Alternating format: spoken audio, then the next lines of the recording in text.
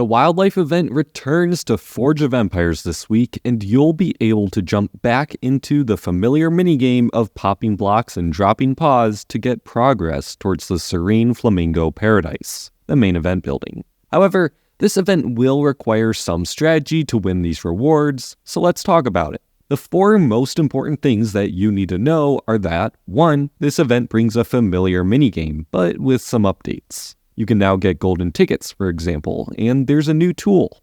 2, there are going to be 3 mini challenges that run during this event. If you want to get the most out of this event, you'll want to complete these. 3, some previous favorites from the wildlife event are returning. The Panda Shrine is coming back, and the Animal Crossing is getting a golden upgrade and a new pink design. And 4, you can get the main building for free. In this video, I'll give you the strategies that you need for the best chance at it. The main building is the 5x4 Flamingo Habitat with 13 total levels, including a silver and gold level. It'll provide a sizable amount of happiness, along with boosts for attacking armies, with the same boost again for attacking armies in guild battlegrounds. It will produce quite a few forge points, lots of goods, and a random production of the selection kit for the base buildings and the upgrades of the Tapir Trails and Alligator Swamp, 2 new buildings with this event, with odds of 50, 25, and 25% respectively. The 2x1 Tapir Trails will require some population to build, but will provide attack boosts for all armies, some goods, and a few forge points, and a random production of fragments for the 300% defense for attacking armies items, averaging one of these items every 6 days, and it doesn't even need a road connection. The 2x3 Alligator Swamp will also need quite a bit of population to build, but will give hefty defense boosts to all armies, a lot of goods, forge points, and guild goods. However, this one will require a road to provide its productions. The minigame for this event will be familiar if you've played the fall event or any of the previous wildlife events. There are colored blocks that you can pop if at least 2 of the same color are touching, and this removes them from the board. Your goal is to get these paws down to the bottom of the board by popping the blocks beneath them. The paws are directly what counts as your progress towards the grand prizes. However, the blocks themselves are also important, as these are where you can get rewards. If 5 or more of the same color block are touching each other, you'll see some stars appear on them, from 1 to 6 stars. If you pop these blocks, they'll combine into a reward box in the space you pop the block. Dropping these reward boxes down to the bottom will give you a reward, including a chance at the daily special. There are also 3 tools that you can use to help you on your popping pilgrimage. The hammer will remove only 1 block at a time. The leafy line, new this year, will remove an entire horizontal line of blocks, and the lightning will remove all blocks of the same color as the one you use it on. You'll start with 4 hammers, 2 leafy lines, and 1 lightning, so use them wisely. You will be able to buy more, though, using wildlife coins that you get from quests and incidents. When you pop a set of blocks, you'll use up 1 move. You get 25 moves per game, but can purchase more at the end using wildlife coins. Using a tool does not count as a move. The minigame costs 1 ticket per new game. Tickets regenerate at a rate of 1 every 8 hours, and you can have a maximum of 4 before they stop regenerating, until you spend enough for another to start. This means that to get the most rewards and progress, you have to make sure that you are constantly playing the game so that every 8 hours you can get a new ticket regenerated. In total, you'll get 4 tickets at the start of the game, 20 from the quests, 2 from grand prizes, and about 89 regenerated over the course of the minigame, for a total of 115 tickets. You can get some tickets from incidents, but it's a pretty small chance. The tickets regenerating can make it difficult to get the daily specials that you want, as you want to avoid having a lot of tickets stacked up at the same time. If you want to get notified of daily specials early, consider joining my Discord server linked below the like button. Every day, the next daily special will be posted automatically.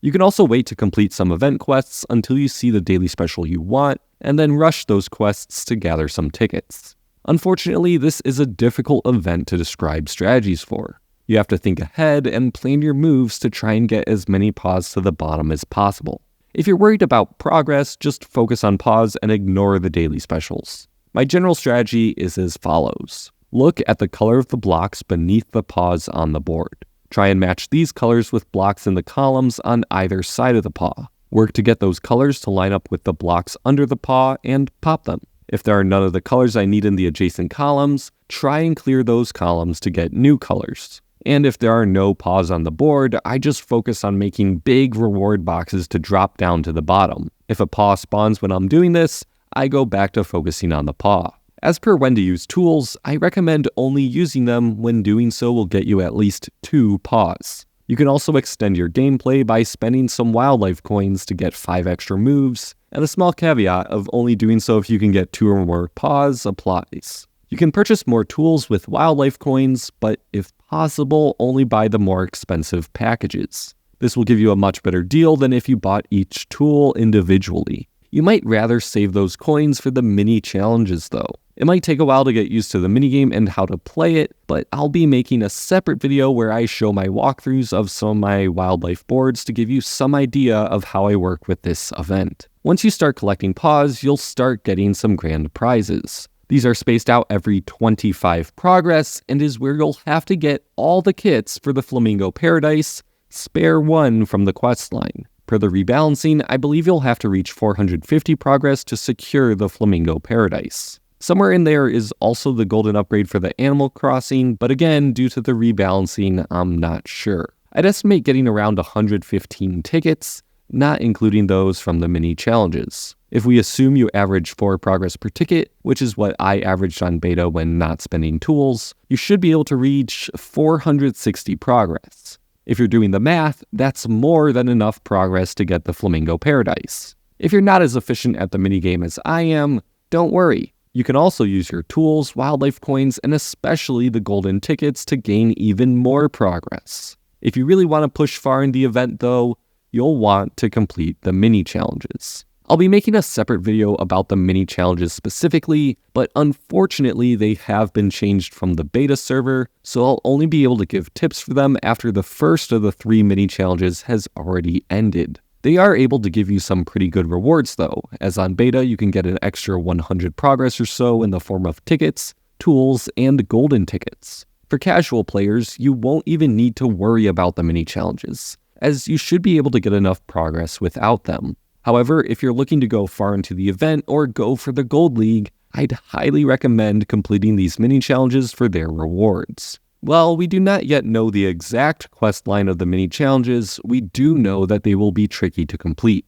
If you plan on completing them, I highly recommend that you don't rush the event quest line early in the event, and instead rush the quests during a mini challenge to get extra tickets to use. Additionally, the mini challenges will cost you quite a few wildlife coins, so avoid spending those outside of the mini challenges as well. Do remember though that, again, you do not need to complete the mini challenges to get the main building for free. But what about the other buildings we can win? You'll be able to get plenty of great rewards, including 3 new buildings exclusive to the daily specials. The 1x2 Raccoon Hideout gives attack for both and specific armies, tons of previous and current age goods, and even a rogue.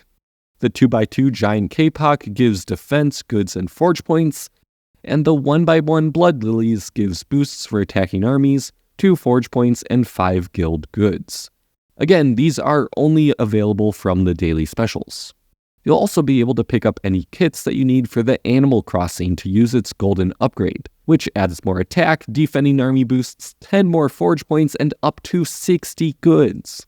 Panda Shrine kits, including the Panda Pathways, will be available for you to build a long chain set, but do know that the golden upgrade for the Panda Shrine is limited to 1 kit for the Bronze League and higher, or more from the Gold Event Pass. Other daily specials of note include Mountain Reserve, Sunflower Oil Press, and Windmill Farm selection kits, the Knight's Pavilion, Insect Hotel, Store Building Renovation, and Mass Self-Aid kits. Of course, you can also pick up the Epic 2024 Wildlife Kit, which contains just about every previous wildlife event building except the Golden Panda statue or the gold upgrades for the Panda Shrine. As you might expect, this event has a set of leagues. Something new, however, is that the Silver League also gets the Bronze League rewards, and the Gold League gets the Silver League rewards. Also, if you manage to place in the Gold League, which may be expensive, you get the 4x5 Garden of Eternal Dreams. Don't let its size scare you off though.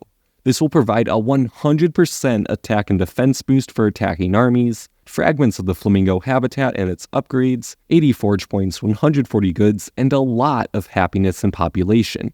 Based on attack boost alone, this building is as efficient as a level 190 Cathedral of Aachen. If you want to go for Gold League, be aware that in the fall event, which had the same minigame, the threshold for Gold League jumped about an extra 10 to 20% on the last day, and otherwise were mostly linear outside of days with the popular daily specials, though the final league progress was dependent on your world and server. If you want to help me collect this data, join my Discord server and head over to the Wildlife Event channel for more info.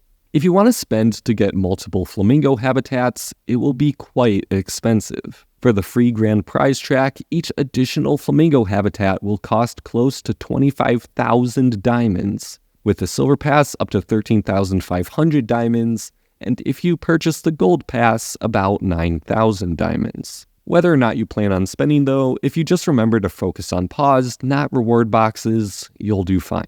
I'll link my event playthroughs and wildlife mini challenges videos on screen and in the description once those are released. Good luck in the event, and as always, I'll see you all next time.